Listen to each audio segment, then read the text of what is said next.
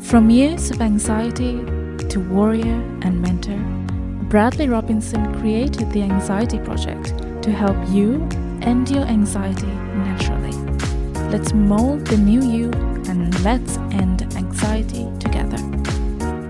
Hey everyone, welcome to the Anxiety Project podcast number 39. I am your host, Brad Robinson, here with you. This one is on foods to avoid and foods to add in your diet for anxiety recovery. Now, this one's going to be very personal. All of the podcasts are very personal, but this one I'm going to really talk about my experience with foods that have led me to anxiety, but also foods that have benefited me and the meals that I currently eat that benefit me cognitively.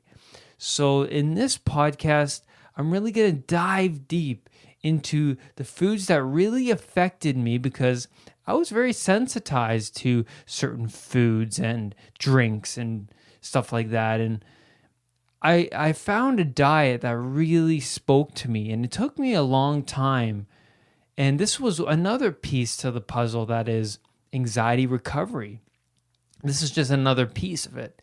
And gut health and your gut brain, so to speak, that is so powerful. It affects you. It affects your mood. It affects how you operate. It affects, are you going to function to the best of your ability? Are you going to have a lot of energy, or is it going to make your insulin spike and you're going to crash? So I'm going to dive into the do's and don'ts when it comes to foods and beverages. Now, I started my diet way after, I would say late anxiety recovery. In my anxiety recovery, I was doing a lot of CBT, cognitive behavioral therapy, such as the elastic band technique. That was really a powerful technique, but it wasn't just that. It was listening to anxiety podcasts. I was reading books. I was figuring out, how can I change myself from being so sensitized to being a complete, clear-headed, confident individual. So it was a long process, but when I did get to the foods to add and avoid, it opened my eyes so completely because I was eating the wrong foods. I was drinking coffee too much. And I'm going to talk about coffee first. Coffee, for me, is like my go-to. Like, I love the taste of coffee, and I used to drink it a couple times a day, and I could feel the effects of coffee when I decided to stop drinking it. So not only did I get like withdrawal from coffee, I was getting headaches, but it was also, I noticed that once I finally weaned myself off of coffee, I actually started to get more energy in a way. I was not dependent on caffeine. My mood was more stabilized. I slept better. And then I was on and off coffee for a long time. Like even after I decided to stop drinking coffee, I actually drank a cup now and then of coffee. And then once I started to get back into coffee after quitting it for so long, I could really feel the effects of it. And this is what was interesting to me, because this was sort of like an experiment. I was like curious to see how it would affect me, and if I was to withdraw from it, even though I would have it maybe once every couple days. I just wanted to see how I would react, because I really like the taste of coffee. So I would buy a cup of coffee, and then I would feel extremely stimulated after it. Like I could even feel my heart beating faster. So I realized, after weeks of this, on and off coffee, and months of it, I was on and off of it, because there was this part of me that just like craved for it. But once I stopped drinking it again, I realized that, I really don't want to drink coffee. And currently, I've been off coffee for a long time. I don't know how long, but I still drink decaf. And decaf does have a little bit of caffeine, but compared to the regular coffee, there's no comparison, right? And I really could feel the effects of that caffeine, of the coffee, when I was doing it on and off again. And I was like, you know what? It really hits me. Like I can really feel myself, like, even though I was so much better, like controlling my anxiety, I was at this point, I was through my anxiety recovery, still growing as an individual, because, you never stop growing, but I was in control of my anxiety. I didn't have any panic. I didn't have any crazy anxiety spurts, but I could just feel the tension in my body rise. And I thought to myself, you know what? I'm probably just really sensitized to caffeine. It is a drug after all. And I was thinking, you know what? My body just functions better without coffee. So I just completely got rid of coffee, and I stick to black tea. I stick to green tea. I like my teas mostly. But right now, the caffeine level in coffee is just way through the roof. And it's just, I at this moment, I am so glad to been away from the highly caffeinated coffee and sticking to the decaf. And lessening that caffeine level was a huge plus in my life. Absolutely massive. So other foods that I was indulging a lot, especially when I was suffering through anxiety, was a lot of breads and pastas, pizzas and linguine, and all my favorite dishes like spaghetti and bread with peanut butter and toast. I just loved bread. So I stumbled upon books. One book is called The Grain Brain, and I'm just going off the top of my head here because I read this. I read some of it a while ago, so I'm just going to try and vaguely remember.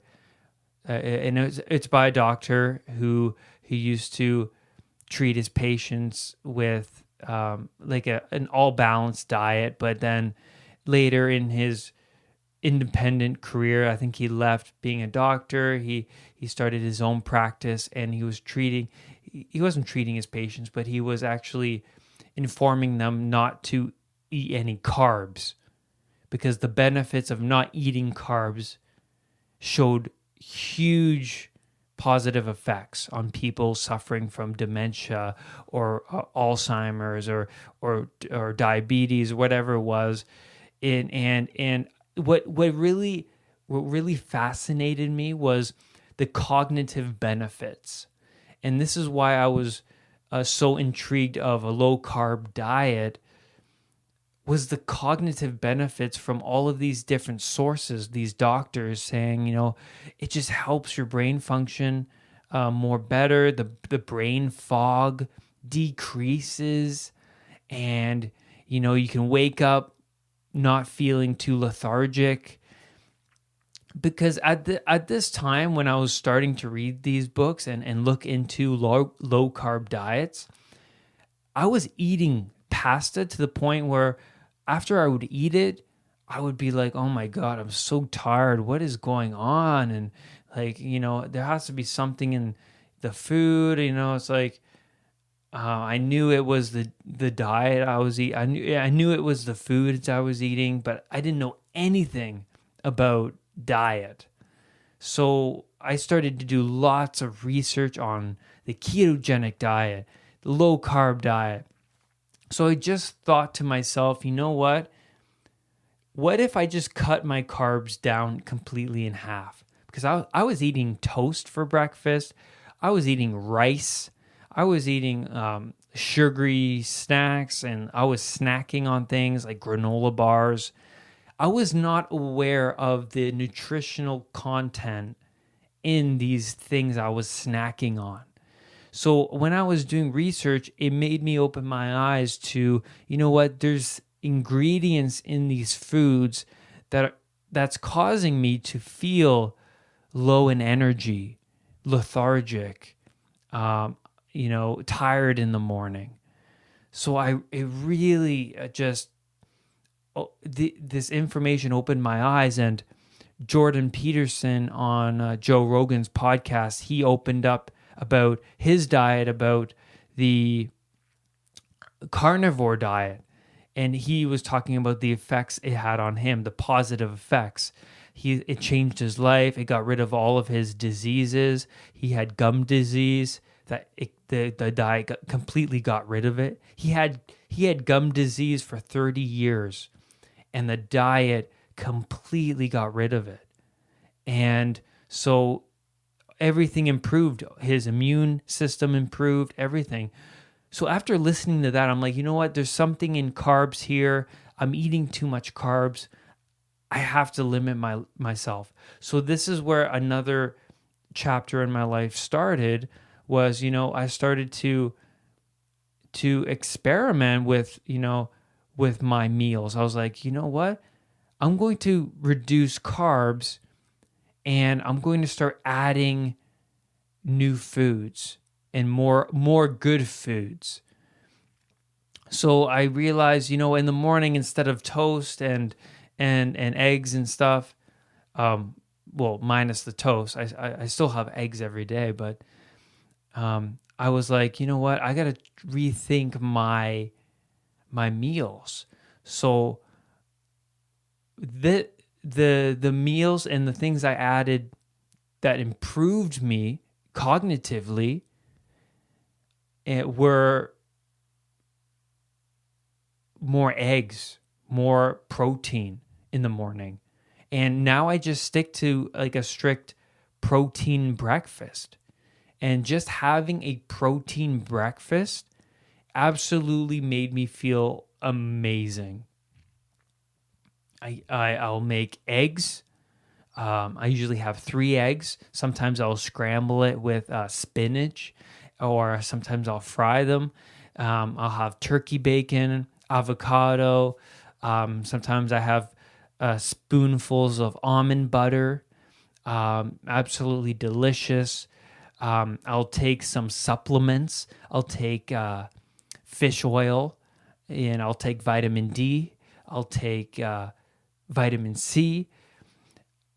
So this dramatically, just this new breakfast plan dramatically changed my cognitive processing. Like I was like, I had more energy. I felt better. I felt like I could take on the day better. I didn't feel tired. I didn't feel sluggish, because sluggish was something I was just dreading all the time in the past. I was always sluggish. So this new breakfast just changed everything.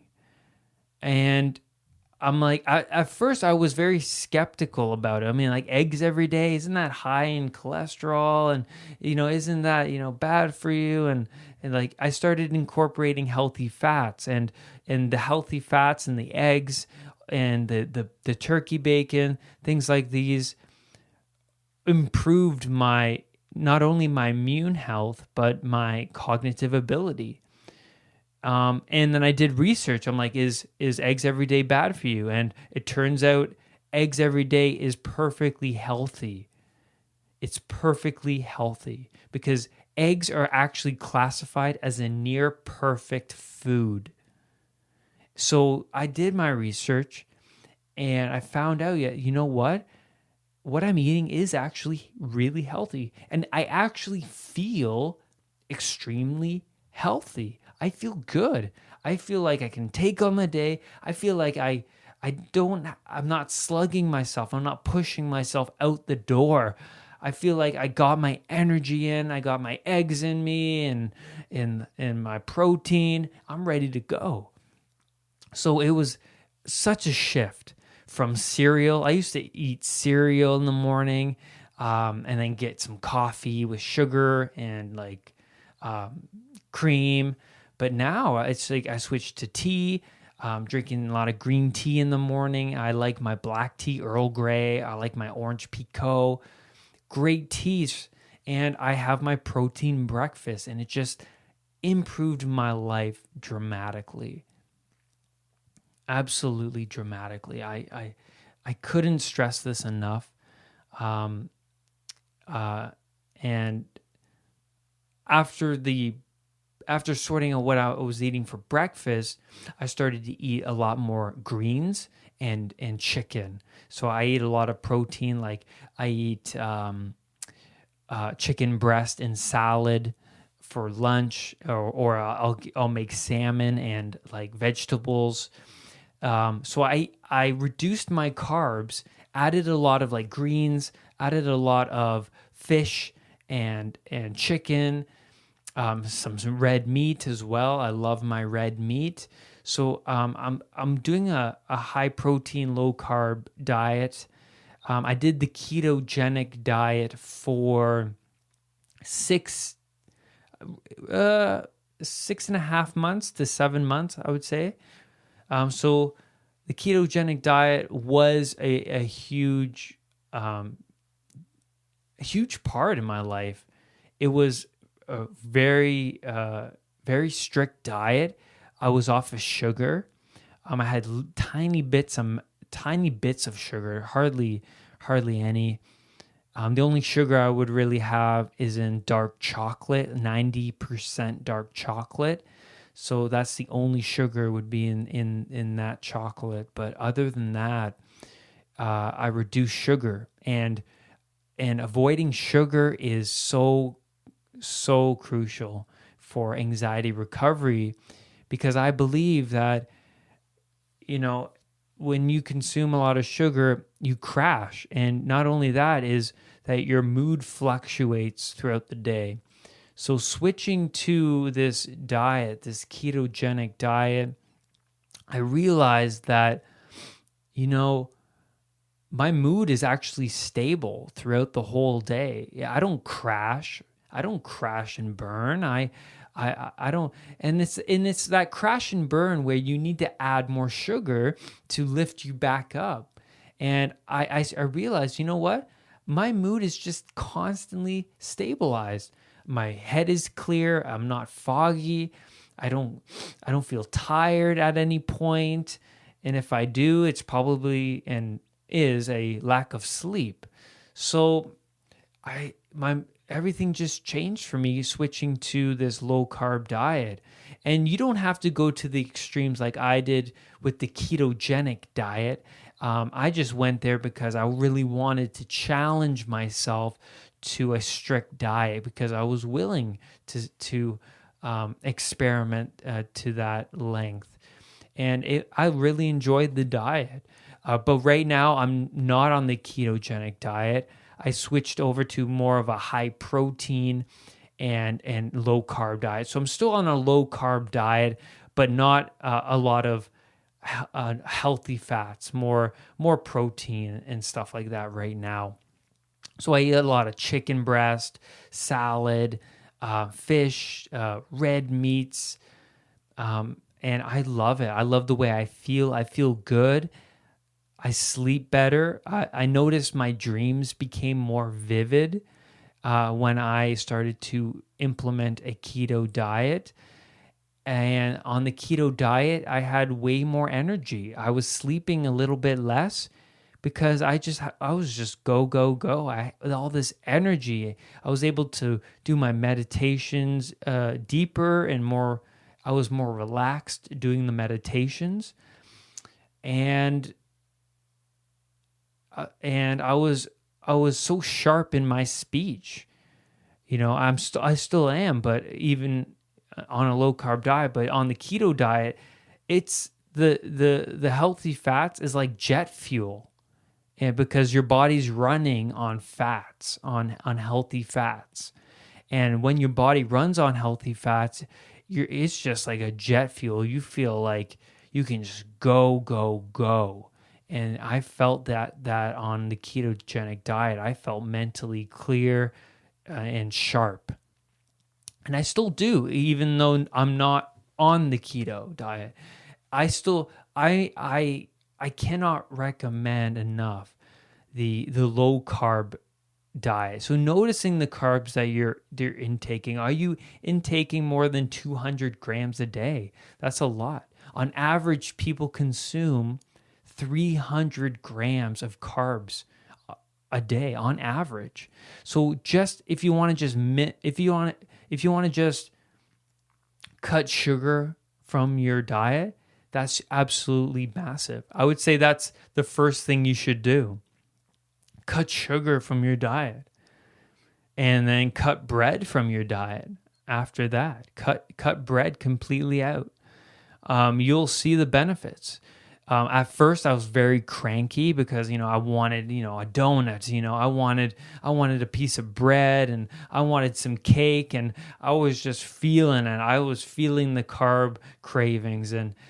But after you get through that, you just eat some more meat, or you eat some more a salad, and, you get through that stage, you'll see the benefits. You'll see the benefits of sleeping better, you'll get more energy, and you'll find that,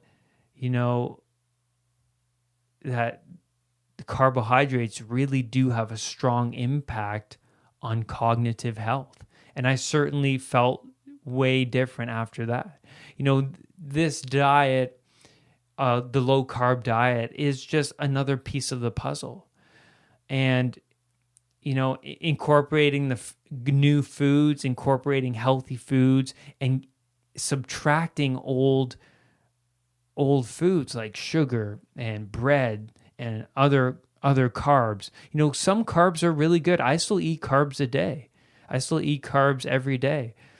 But I limit my carbs. I don't overdo it. I recognize, what, I'm eating this amount of carbs, that's good. But then the rest, I'm going to eat fish and eggs and all of those things they benefit me absolutely to the max. I cannot recommend it enough. And I recommend you who's looking for, more cognitive clarity to limit your carbs and add more healthy oils, fish oils, coconut oils, avocado oil, and avocados themselves. Absolutely huge. And just changing your breakfast has huge benefits. But limiting your carbs, you'll see a dramatic change in your lifestyle. And that's today's podcast, everybody. I hope you enjoyed this podcast.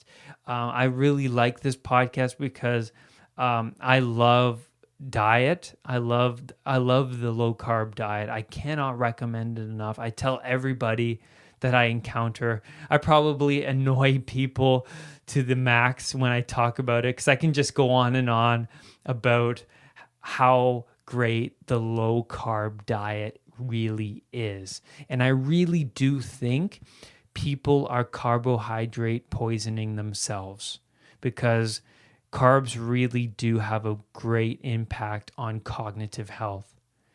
Thank you, everybody.